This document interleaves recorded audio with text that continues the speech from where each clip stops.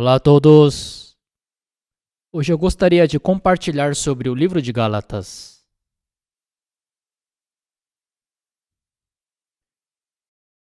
Mas antes de falar do livro de Gálatas, eu gostaria de compartilhar uma história bem curta com vocês.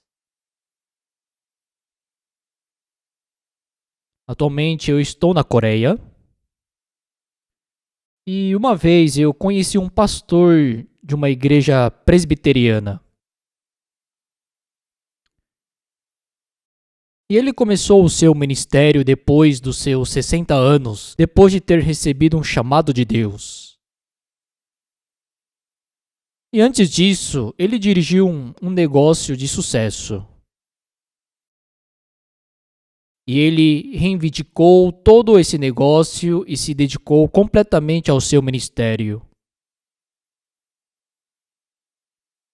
Então nós conhecemos esse pastor e nós tivemos muita comunhão.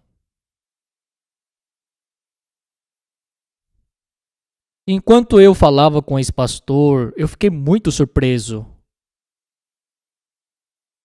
Porque na igreja presbiteriana, durante muito tempo, houve um debate em dizer que nós somos justos ou pecadores.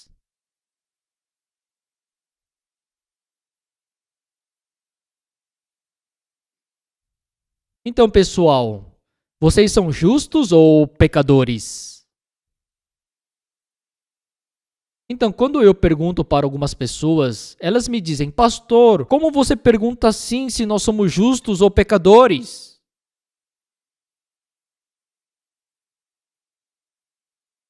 E eu já escutei isso também. E ele diz: eu sou um pecador justificado pela graça. Eu sou um pecador salvo pela graça. Ele usa esse tipo de expressão. E o que vocês acham disso? Então, qual é a conclusão da igreja presbiteriana? E esse pastor me disse: a igreja presbiteriana decidiu que eles não iriam mais falar sobre esse assunto. Porque dizer eu sou justo ou eu sou pecador é tão difícil e complicado. Então a decisão final deles foi decidir não falar mais sobre esse assunto. Então, eu sou uma pessoa que acredita na Bíblia e eu sou um pastor. Eu fiquei muito confuso sobre essa conclusão e, por outro lado, eu também fiquei muito bravo. Porque na Bíblia menciona muito sobre o justo e sobre o pecador. Pessoal, você pode ser pecador e também ser justo ao mesmo tempo?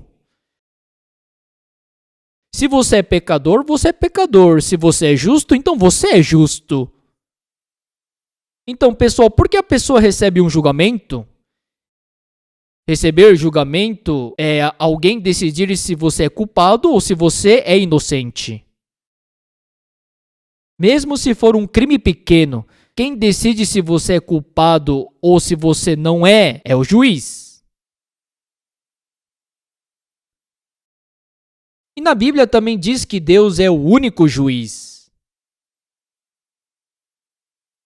E quando nós lemos a Bíblia que foi escrita por Deus,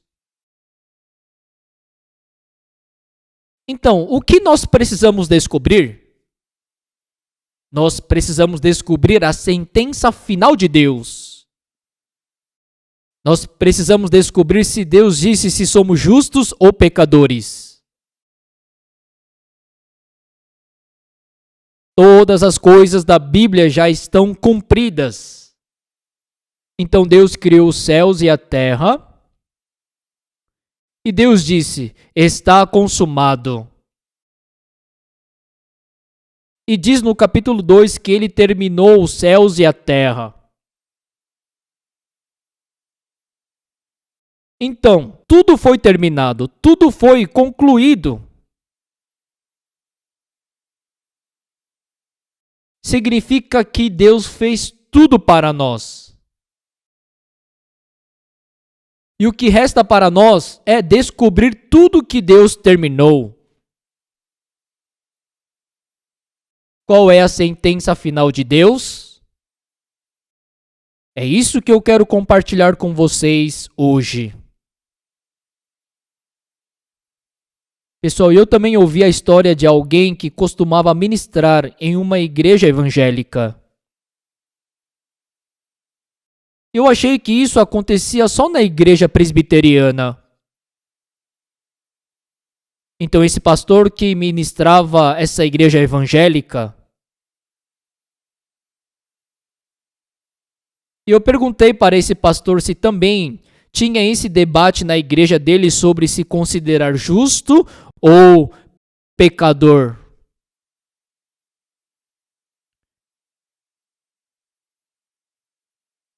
E ele disse, tem sim. E eu perguntei para esse pastor qual era a conclusão da igreja dele. E eu fiquei ainda mais chocado. Ele disse que porque isso é muito complicado, eles não falam sobre esse assunto. E essa era a conclusão da igreja deles. Não vamos falar mais sobre esse assunto. Pessoal, o que vocês acham disso? As pessoas que leem a Bíblia, as pessoas que querem acreditar na Bíblia, vocês acham que está tudo bem se nós não temos a certeza da coisa mais importante da Bíblia que diz que nós somos justos ou pecadores?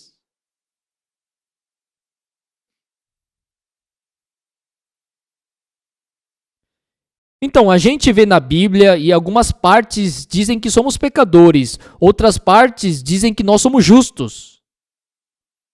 Então, quer dizer que o próprio Deus é confuso? Não, Deus não é confuso. Deus olha para cada um de vocês.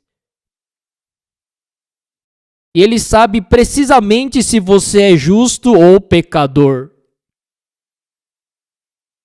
E Deus se lembra do seu coração que está dentro da Bíblia. E isso significa que através da Bíblia nós podemos de verdade saber qual é a sentença final de Deus para nós. Pessoal, vocês estão curiosos? Eu também fiquei muito curioso. Qual será a sentença final de Deus para comigo? Então, pessoal, qual é a razão das nossas dificuldades que nós temos em nossas vidas espirituais? Nós temos dificuldades porque nós não sabemos qual é a vontade de Deus para conosco e o que Ele quer nos dizer.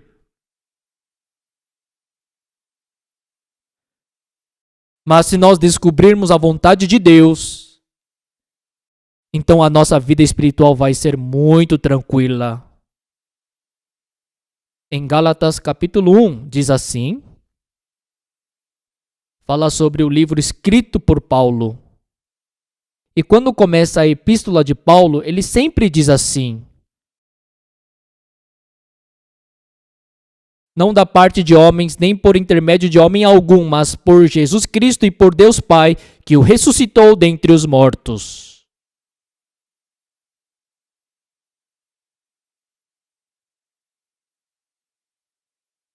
Então ele diz, não da parte de homens, nem por intermédio de homem algum. Por que Paulo disse isso, pessoal? Depois que Judas Iscariotes morreu, entre os 12 discípulos, só sobraram 11. Então eles escolheram Matias.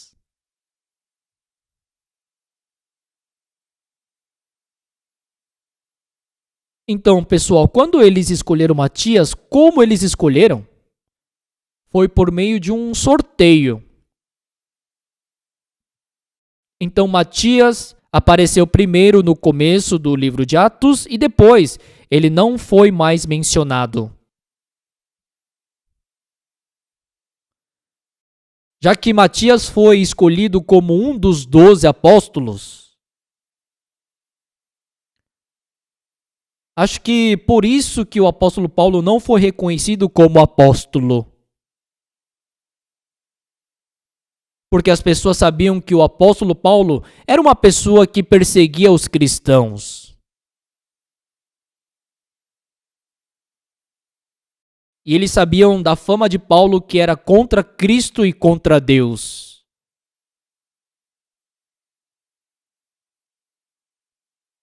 E é por isso que Paulo diz: eu me tornei servo de Jesus, servo de Deus, não pelo homem.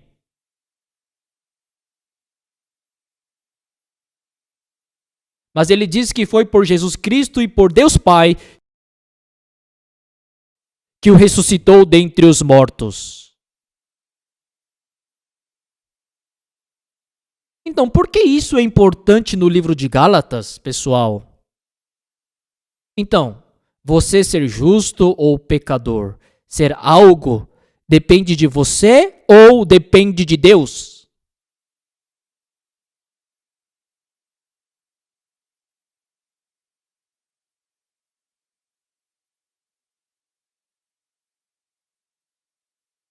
Então, aqui o apóstolo Paulo diz: não por mim, nem por qualquer outro homem.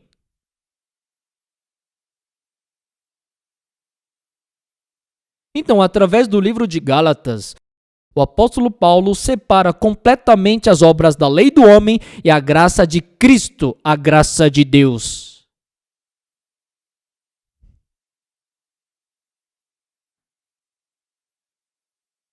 E eu perguntei para algumas pessoas: o Senhor é pecador? E eles dizem: pastor, eu sou pecador. E eu falo: por que o Senhor se considera pecador? Ah, pastor, do que o Senhor está falando? Eu sou um pecador porque eu cometo pecados. Eu sou um pecador porque eu peco. Então isso significa que foi por seu intermédio ou por intermédio de Cristo? É por mim, certo? E eles dizem: eu não sou mais pecador porque eu não peco mais. Então, dizer assim, que eu não sou mais pecador, isso também é por meu intermédio, certo? Mas não tem ninguém que possa dizer assim. Mas o interessante é que o apóstolo Paulo começa dizendo: não foi por mim, não pelo homem.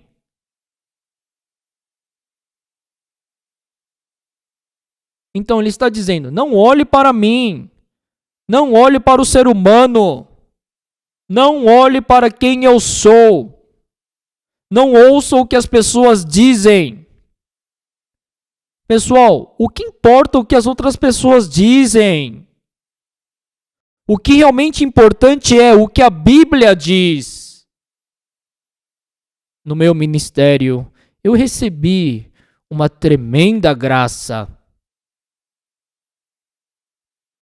E como o apóstolo Paulo exortava e repreendia no livro de Gálatas, eu também olhava muito para mim mesmo. Então, eu ministrei nos Estados Unidos e no Canadá. Eu sempre me voluntariava e sempre me esforçava muito nos trabalhos da igreja. Mas no final, eu não tive outra escolha a não ser voltar para a Coreia porque já não podia mais ministrar. Mas uma coisa incrível aconteceu. Tudo que eu fazia não dava certo. Pessoal, sabe como eu estava naquele tempo? Estava sempre bebendo, fumando, assistindo TV.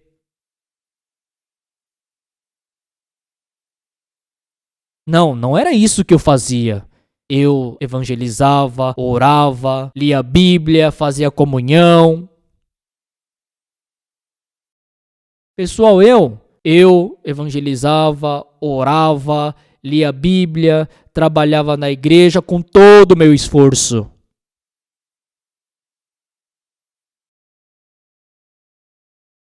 Mas as coisas que eu fazia não deram certo.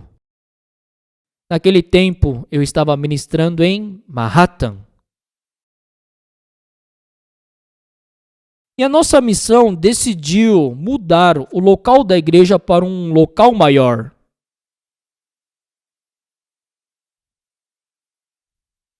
Então, eu estava buscando uma igreja maior. Estava procurando um local maior e eu achei um escritório bem grande. E era muito bom para o nosso uso. Nós poderíamos usar um andar inteiro de um prédio de esquina.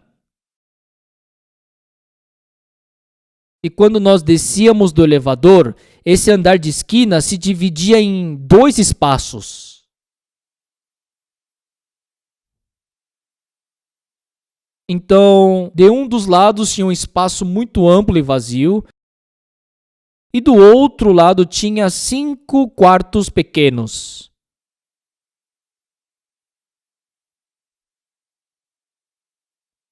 Então eu pensei que naquele espaço vazio poderíamos usar como templo da igreja. Eu poderia usar os outros 5 quartos pequenos como uma cozinha pequena e salas de reuniões.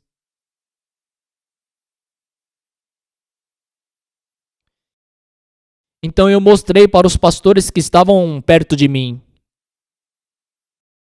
Eu acho que esse é o prédio que Deus preparou para nós. E o preço estava muito bom.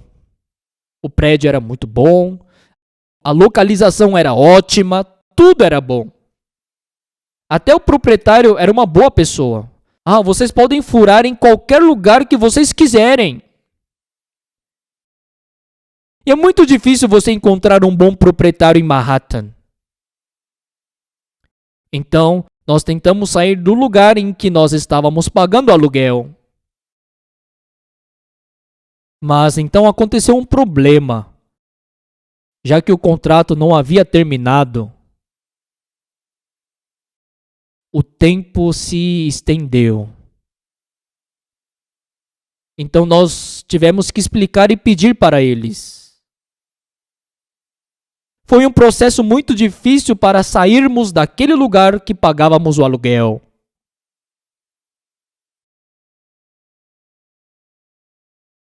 E quando saímos do prédio para fazer o contrato do novo local,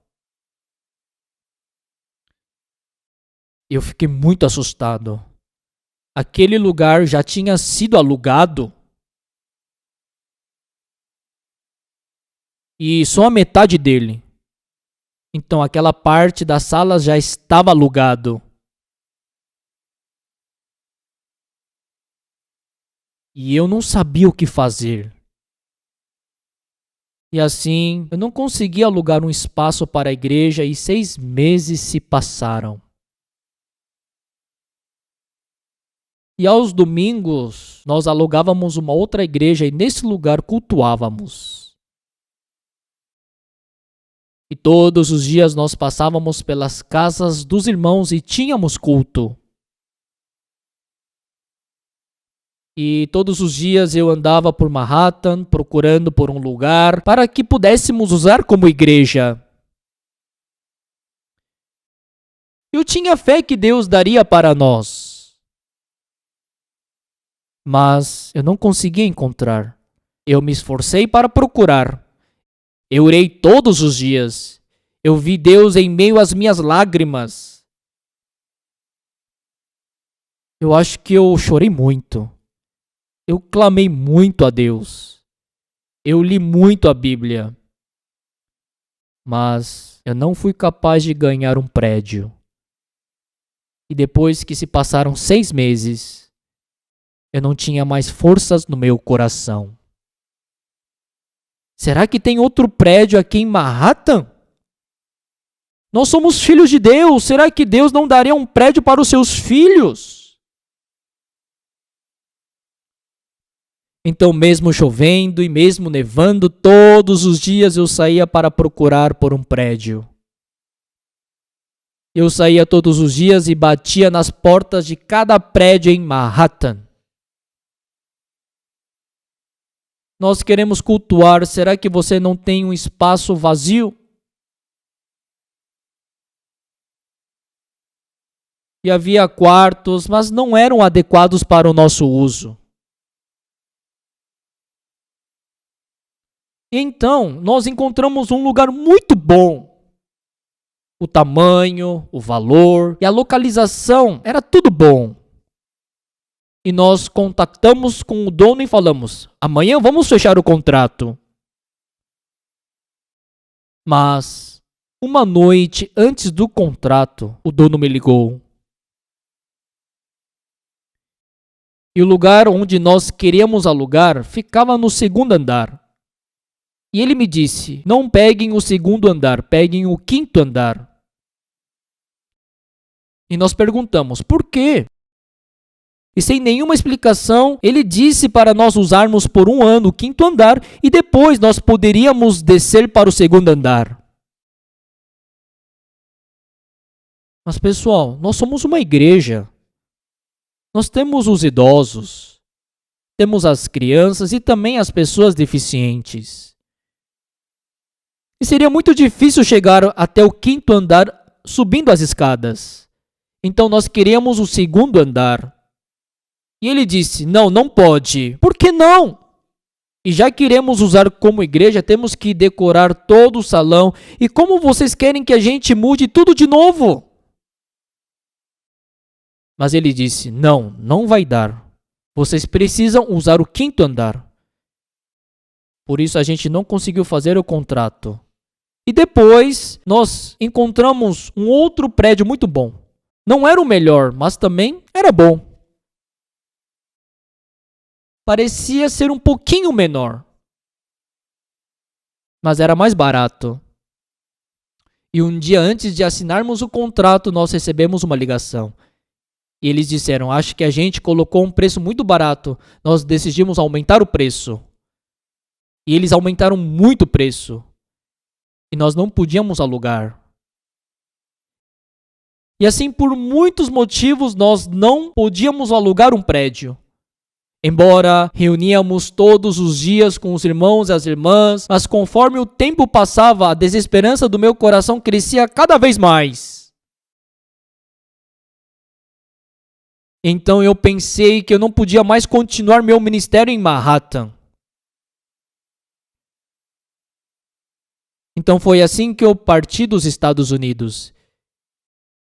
E eu comecei o meu ministério em Ottawa, no Canadá. Enquanto eu ministrava, no meu coração tinha tantas dificuldades e incertezas.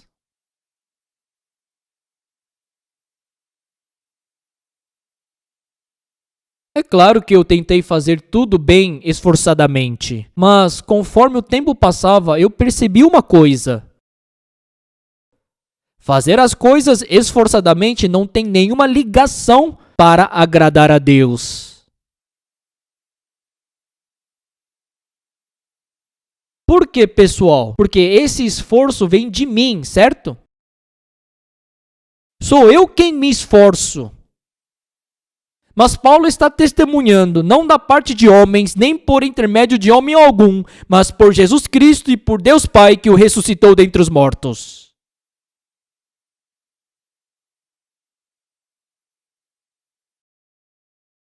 Então agora é o momento de nós examinarmos o nosso coração.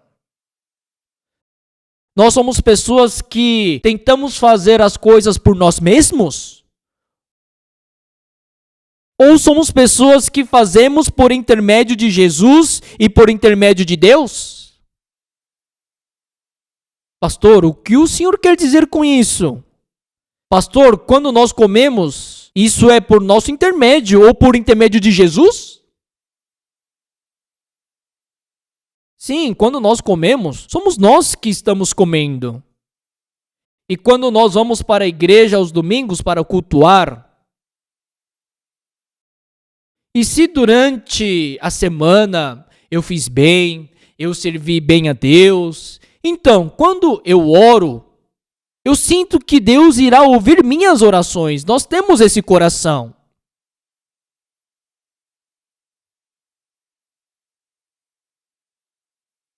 Mas o que acontece quando durante a semana eu pequei, eu fiz o que eu queria, eu bebi? E aí, como nós vamos para a igreja? Então no seu coração diz: oh meu Deus, eu sou um pecador. Então, como Deus está olhando para mim? Nossa, eu estou tão envergonhado. Pessoal, porventura vocês já passaram por isso? Se você já passou por isso, gostaria de falar que a sua vida espiritual não está dependendo de Jesus Cristo, e sim de você.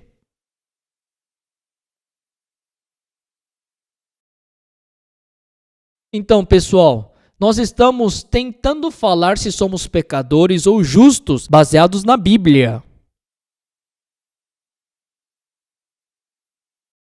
O que vocês pensam sobre isso? A Bíblia é tão complicada e difícil? Qual é o significado da palavra Jesus?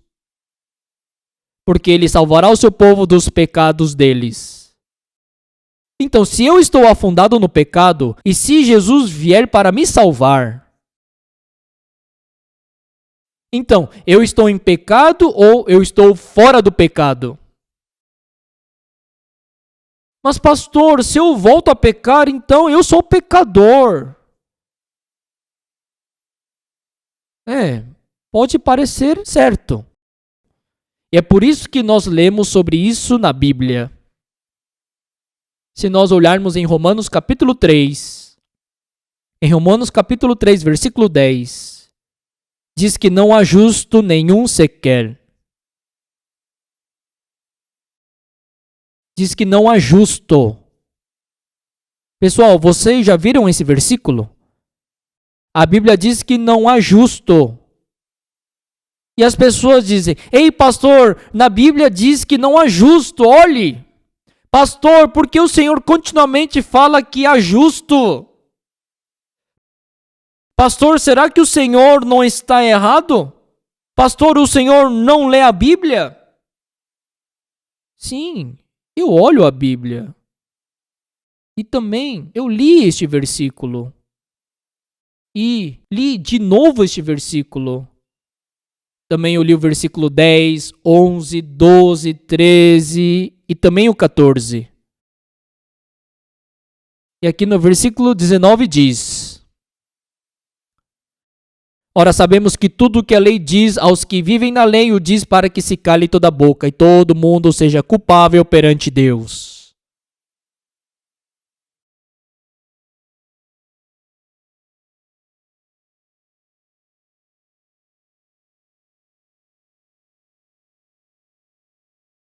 Visto que ninguém será justificado diante dele por obras da lei, em razão de que pela lei vem o pleno conhecimento do pecado.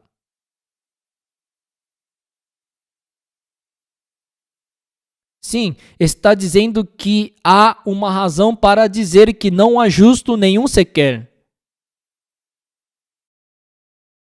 Quando ficamos perante a lei é algo que eu devo guardar, que eu devo seguir. E isso é por nosso intermédio. Então, este mundo que se trata de fazer pelo seu próprio intermédio, chamamos de mundo da lei.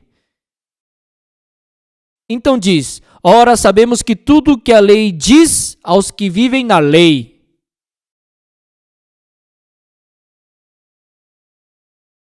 ou diz para que se cale toda a boca e todo mundo seja culpável perante Deus. Pessoal, o que isso significa? Quando vemos aqui, o diz para que se cale toda a boca e todo mundo seja culpável perante Deus. Peraí, Deus deu as leis para serem cumpridas. Mas está falando que a lei vai calar toda a nossa boca? E também está dizendo que todo mundo seja culpável perante Deus? Pessoal, a palavra está dizendo que todos nós somos culpados perante Deus. E o que significa isso? Se isso está escrito na palavra, não devemos seguir? São leis dadas por Deus para nós guardarmos. Pessoal, Deus deu as leis para serem cumpridas? Aqui está explicando sobre isso. Visto que ninguém será justificado diante dele por obras da lei, em razão de que pela lei vem o pleno conhecimento do pecado.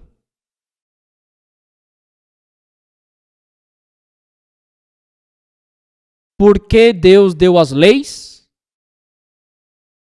Deus deu as leis para mostrar e nos ensinar que nós somos maus, somos pecadores, que não temos outra escolha a não sermos julgados.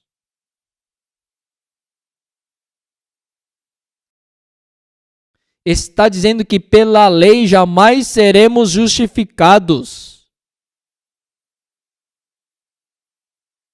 Porque Deus diz que não há justo nenhum sequer. Porque não existe ninguém nesse mundo que possa se tornar justo seguindo as obras da lei. Então, Deus, eu cometi pecado. O que você quer que nós façamos? E é por isso que diz aqui no versículo 21. Mas agora sem lei se manifestou a justiça de Deus, testemunhada pela lei e pelos profetas.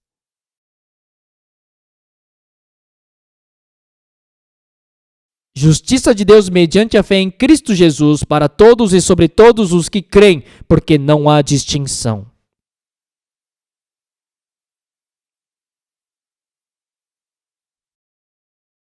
Aqui está escrito que manifestou uma justiça sem lei. Aqui existe uma justiça. E aqueles que recebem essa justiça são justos. Então ninguém pode ser justificado por obras da lei. Porque através da lei, Deus nos mostra que nós não podemos cumprir as leis dele.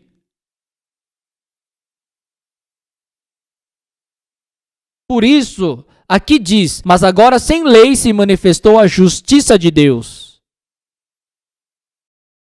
E é mediante a fé em Jesus Cristo. Pessoal, acreditar em Jesus Cristo está falando sobre a graça. Pessoal, o que significa graça? O que significa crer? Então, por exemplo, se o irmão Paulo, que está aqui traduzindo do meu lado, ele é um caloteiro muito mau. E ele sempre está mentindo. Mas na verdade ele mente muito mesmo. Eu sempre o repreendo. Então, vamos dizer que eu comprei essa Bíblia por $20. E o irmão Paulo tem a mesma Bíblia. E eu comprei essa Bíblia por $20. E o Paulo diz, pastor, eu também comprei essa Bíblia por $20.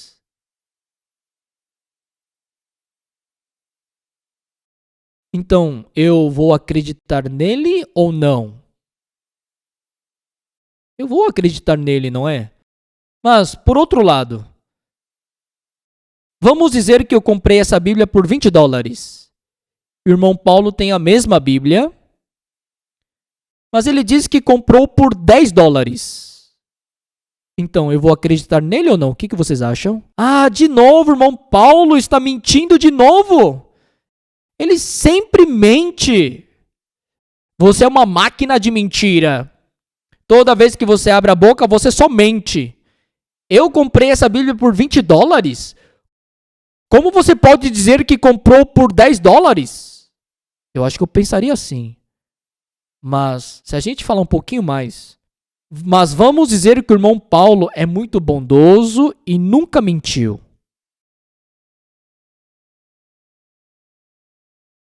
Ele é tão bonzinho, ele é mais bondoso que Jesus. Mas na verdade ele não é assim na vida real. Mas vamos supor que ele nunca mentiu. E eu comprei essa Bíblia por $20, tá bom?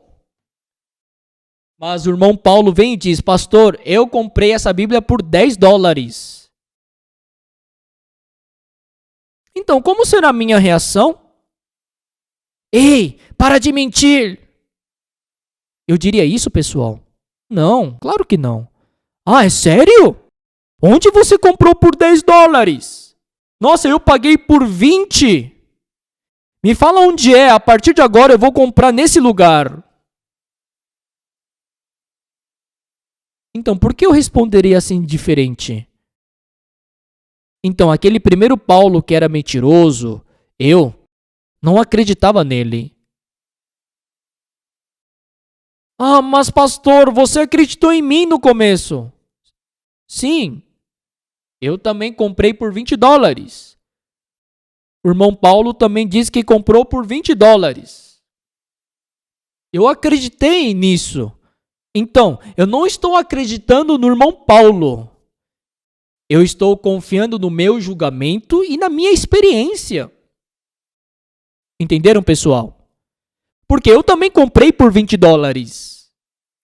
E porque o irmão Paulo disse que também comprou por $20, é por isso que eu acreditei nele. Mas vamos dizer que um irmão que mente bastante diz que comprou por $10. Então, eu não vou acreditar nele. Mas se um irmão que não mente muito diz que comprou a Bíblia por $10, então eu vou acreditar nele de qualquer jeito. É isso que chamamos de fé. Fé não significa uma exceção, algo que se encaixa com a minha experiência, os meus pensamentos e o meu julgamento.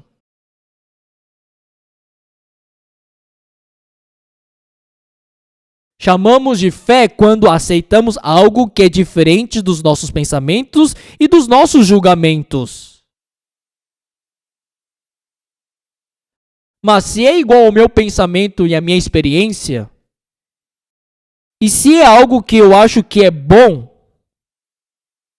então falando isso de uma forma mais precisa, isso não é fé, e sim acreditar na minha experiência. Pessoal, tem muitas pessoas que acreditam em Deus desse jeito. Eles só acreditam na palavra de Deus que combina com seus pensamentos e com as suas próprias experiências. As obras que eu fiz, guardando a lei, e aquelas coisas que aos meus olhos são boas, e acreditando dessa forma, acham que têm fé em Deus. Mas nós não aceitamos a palavra de Deus, que é diferente dos nossos pensamentos. E o apóstolo Paulo divide completamente as obras da lei e a graça de Deus.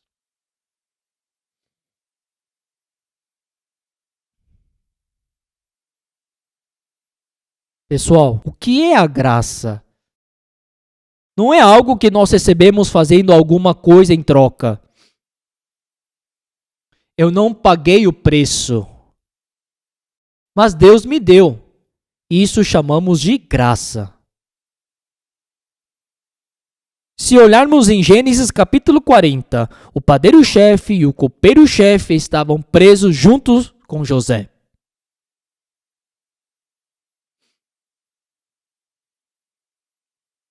E eles eram duas pessoas que cometeram um crime perante Faraó. Então eles foram parar no cárcere. E José também estava preso lá. Mas o copeiro-chefe, ele teve um sonho. Mas ele não sabia como interpretar esse sonho. No meu sonho havia uma videira perante mim. E na videira havia 3 ramos. E ao brotar a vide havia flores e seus cachos produziam uvas maduras. O copo de Faraó estava na minha mão, tomei as uvas e as exprimi no copo de Faraó. Enquanto o copeiro-chefe estava preocupado, José interpretou o sonho dele. E ele disse: os 3 cestos são 3 dias. Dentro ainda de 3 dias, Faraó te reabilitará e te reintegrará no teu cargo. O quê? Eu vou restaurar a minha posição perante Faraó? Vou voltar a servir ele? Ele ficou muito feliz. E o padeiro-chefe que estava do lado escutando, ele também teve um sonho. E esse homem também teve um sonho, mas ele não conseguia interpretar. Então pediu para José também interpretar o seu sonho.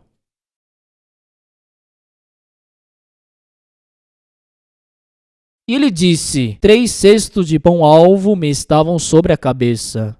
E no cesto mais alto havia de todos os manjares de Faraó, arte de padeiro. E as aves estavam comendo. E José disse: os 3 cestos representam 3 dias. E disse: em 3 dias você estará morto e os pássaros irão comer a sua carne.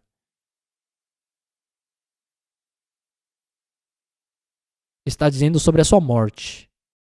Pessoal, a Bíblia sempre está falando sobre 2 coisas. Isso é muito importante, porque isso é sobre nós. Um era o copeiro-chefe e o outro era o padeiro-chefe. Pessoal, quem são vocês? E como nós nos dividimos nesses 2 tipos de pessoas? O importante aqui é a graça e a obra. Então, as obras provêm de mim e a graça provém de Jesus. E perante o copeiro-chefe havia uma videira. Pessoal, o que é essa videira? O que a videira representa na Bíblia? A Bíblia diz que Jesus é a videira verdadeira. Essa videira representa Jesus Cristo. Ele tomou as uvas e as espremeu no copo de Faraó. Isso representa o sangue de Jesus. Ele apenas levou o sangue de Jesus.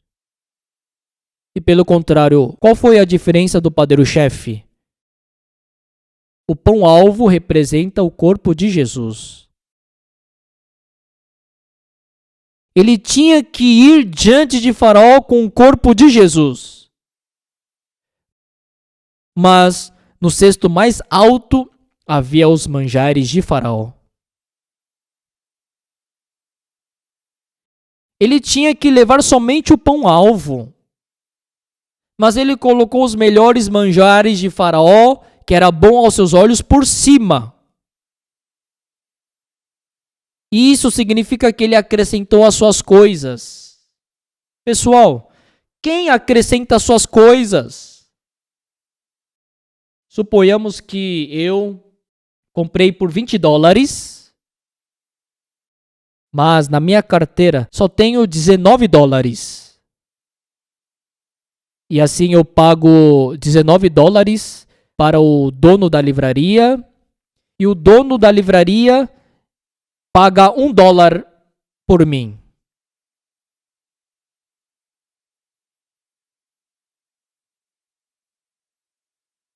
Eu não posso chamar que isso é de graça. Isso foi um desconto. Mas suponhamos que eu paguei $1 e o dono da livraria me deu um desconto de $19. Será que eu também posso chamar isso de graça?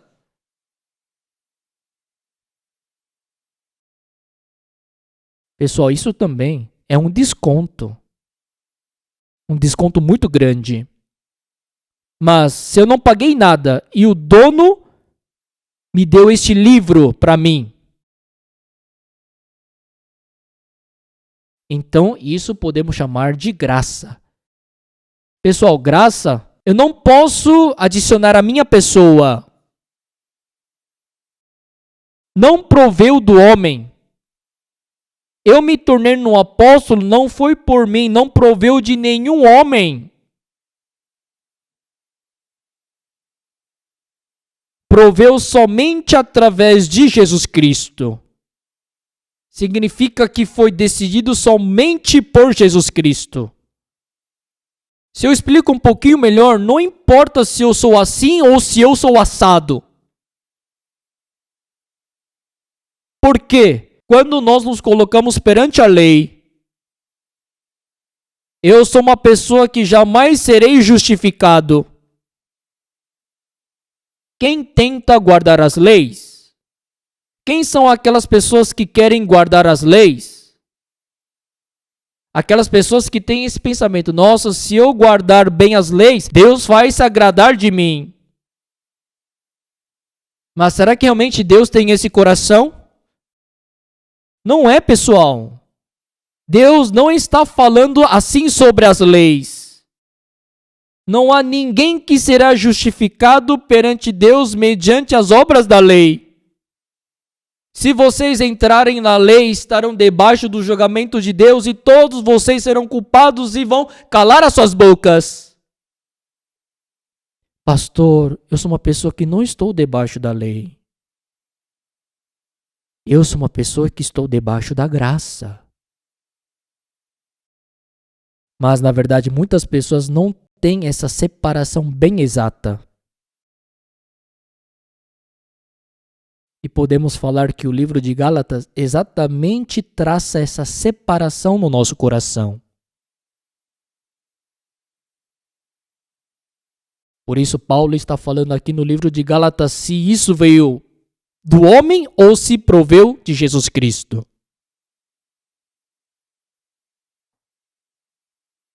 Se a gente olhar o versículo 6, diz assim: Admira-me que estejais passando tão depressa daquele que vos chamou na graça de Cristo para outro evangelho.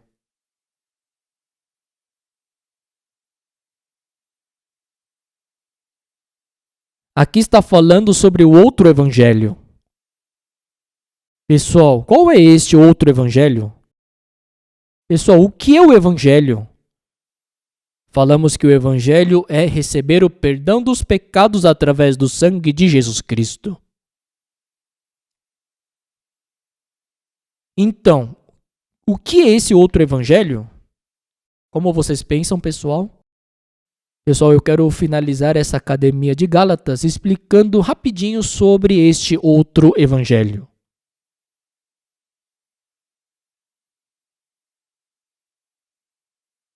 Na verdade, o apóstolo Paulo, no livro de Gálatas 1, 2, 3, 4, 5, está falando sobre essa separação do evangelho e do outro evangelho.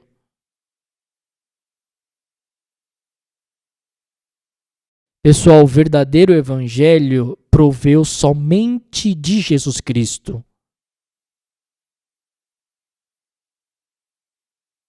Independentemente de nós, somente através do sangue de Jesus Cristo, todos os nossos pecados foram perdoados. Se nós lermos em Romanos capítulo 5, versículo 12, vamos ler. Portanto, assim como por um só homem entrou o pecado no mundo, e pelo pecado a morte, assim também a morte passou a todos os homens, porque todos pecaram.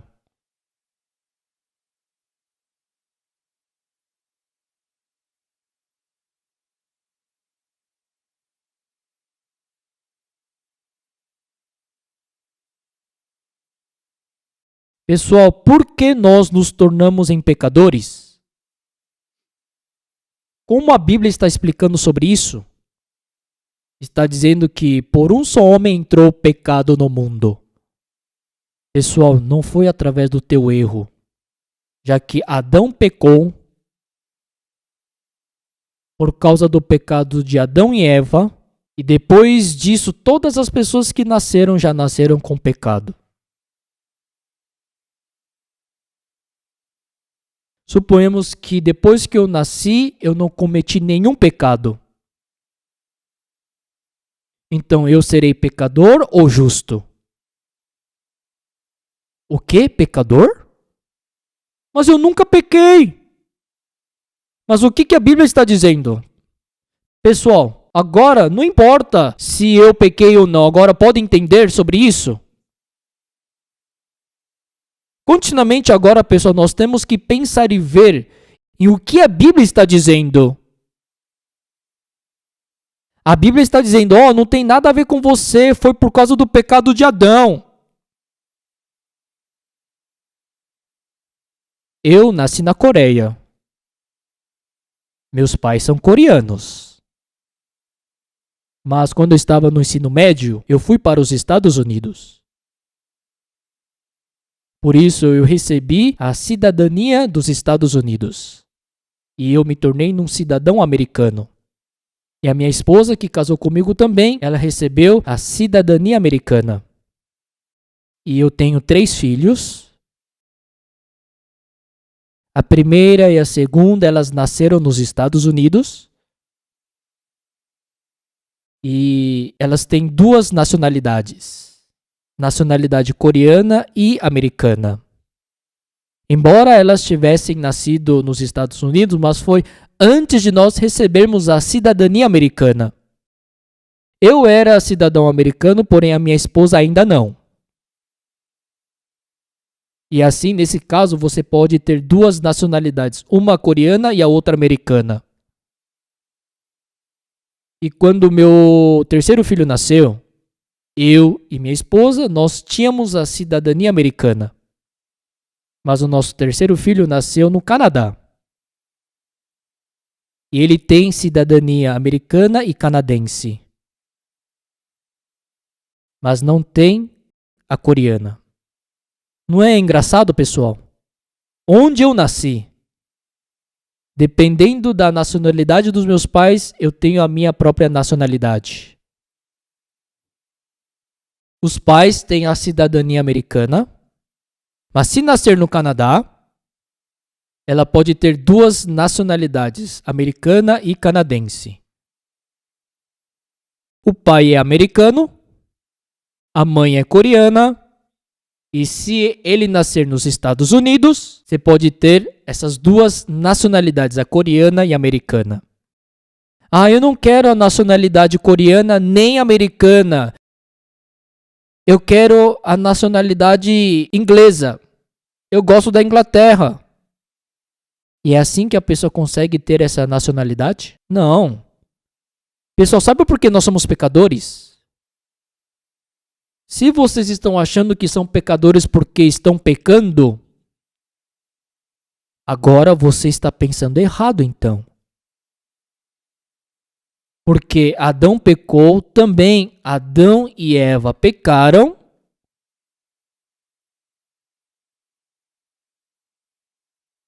E assim todas as pessoas que nasceram depois deles nasceram como pecadores. Mas aqui tem uma palavra tremenda. Romanos capítulo 5, versículo 19. Porque como pela desobediência de um só homem muitos se tornaram pecadores, assim também por meio da obediência de um só muitos se tornaram justos.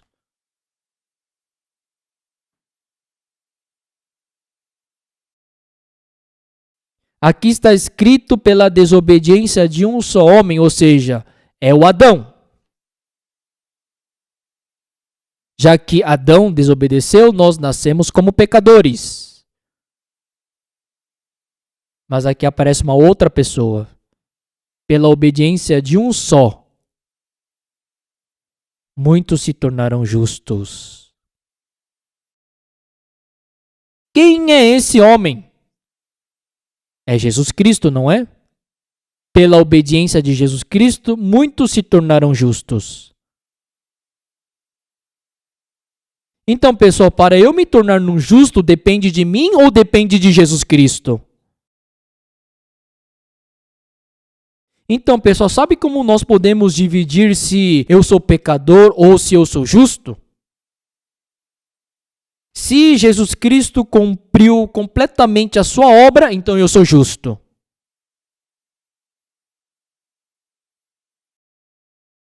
É esta palavra que diz, pela obediência de um só, muitos se tornaram justos. Então, se eu estou falando que hoje eu sou pecador, então o que significa isso? Aqui diz que por causa do primeiro homem, Adão, nós somos pecadores. Então significa que o segundo homem não fez uma obra completa. Pessoal, isto que está errado. Jesus Cristo não falhou. Pessoal, qual é este outro evangelho? Porque até agora as pessoas não acreditam que são justas e falam que são pecadoras. Porque ainda está acreditando que depende dele ainda. Eu pequei. Eu sou mau. Eu sou assim, eu sou isso. Pessoal, nós somos pecadores porque nós pecamos? Então, se eu não peco, então, aí eu sou justo. Então, se depois que eu nasci eu nunca pequei, então eu sou justo. Mas, pessoal, mesmo que depois que a gente nasce e não peque, mesmo assim, somos pecadores. Então, como nós podemos nos tornar injustos? Somente através do sangue de Jesus Cristo. Então, qual é este outro evangelho? Como o padeiro-chefe, era só ele levar esse pão-alvo. Mas a pessoa que acrescentou as suas coisas que ele fez,